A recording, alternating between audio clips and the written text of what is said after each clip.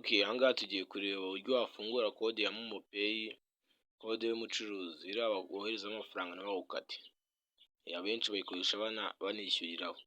So kanda subscribe ukande ukazogera kugira ngo ujye ubona video ko igiyeho. Kanda na like. So uraza wandikemo akanyenyeri ijana na mirongo inani na kabiri, wandikemo urwego wemeze kuri MTN gusa. Kuri MTN bikorwa. Usige comment utubwira icyo twazakora ubutaha. Aha ngaha uhita wandikamo 8.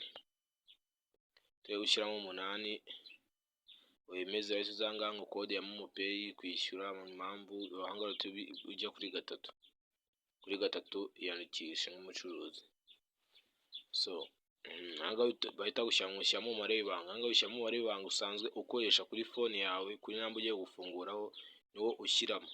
Kata wandikemo natwe.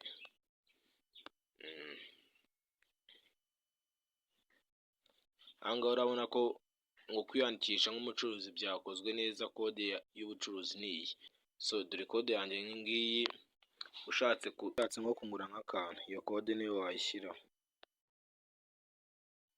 So noneho katurebe ushatse nko kohereza nk'amafaranga ukoresheje kode, katurebe ukuntu bikora. Urandikamo akanyenyeri ijana na mirongo inani na kabiri, akanyenyeri 8 wemeze. Katurebe ukuntu ibyo bimeze, uhite byilodinge.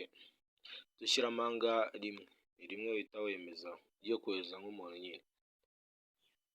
Aha ngaha uhita ushyiramo kode ugiye kohereza, ukadushyiramo kode yacu 144407. So iyo niyo kode yanjye. Ushatse kugira n'icyo undi bitewe n'ibyo mba nagukoreye wayoherezaho ukangura nk'akantu kandi waba ukoze cyane. Aha ngaha dushyira send twohereze turebe. Aha ngaha umubare w'amafaranga dufite nk'abashyiramo nk'amafaranga turega dushyiremo nk'ijana. Turebe nimba ukuntu bitwerekaho. Aha ngaha dore bahita bakwereka ngo ugiye kwishyura amafaranga 100 kuri Fiston. Ikaze emeza ushyiremo umubare w'ibanga. Aha ngaha uhita ushyiramo umubare w'ibanga. Iyo umaze kuwushyiramo ahita agenda. So nibyo dore ibaruye kuri Fiston iyo kode yanjye. Ushatse kugira icyo ukora wabikora tu. So nimba video yagushimishije wakanda subscribe, ukakanda na like, ugasiga na comment.